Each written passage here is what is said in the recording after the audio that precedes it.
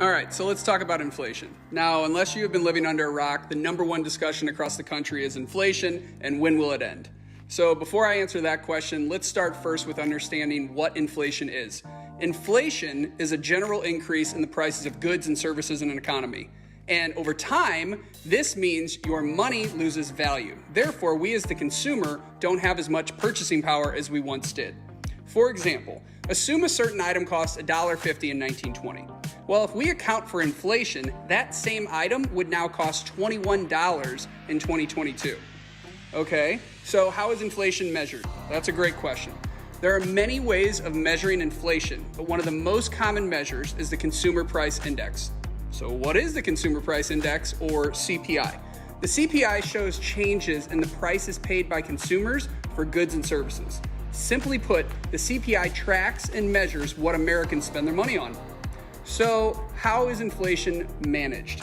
Inflation is managed by the Federal Reserve, more commonly called the Fed, which is the central bank of the United States. And to put it plainly, the Federal Reserve is responsible for the economic and financial stability of the United States. The Fed's main goal is to keep inflation at bay, somewhere around 2%, and make sure it maximizes employment, all the while keeping prices stable. So how does the Fed actually manage inflation? They do it two ways. Number one, interest rates. Number two, quantitative easing. So by adjusting interest rates, the Federal Reserve can either restrict or add money into the economy, which indirectly impacts inflation. Think of it this way. If interest rates are low, it means money is cheaper to borrow. But on the other side of the coin, when interest rates rise, money becomes more expensive to borrow and less consumers will look to take out a loan. So what is exactly quantitative easing? Quantitative easing is when the Federal Reserve trades in assets backed by the Treasury Department. It's important to know this is only really used during economic emergencies like the Great Recession and the COVID-19 pandemic.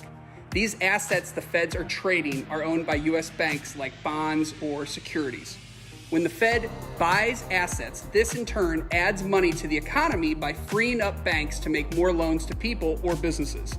Now, once the economy recovers, the inflation begins to rise, the Feds now sell those assets, therefore reducing money in the economy, all the while having the expectation that this will help reduce inflation. So how does inflation impact real estate? Simply put, mortgage rates, interest rates, they follow hand in hand with inflation. So if inflation rises, mortgage rates will rise as well. And if inflation begins to decrease, so too will mortgage rates. Catch you guys next time.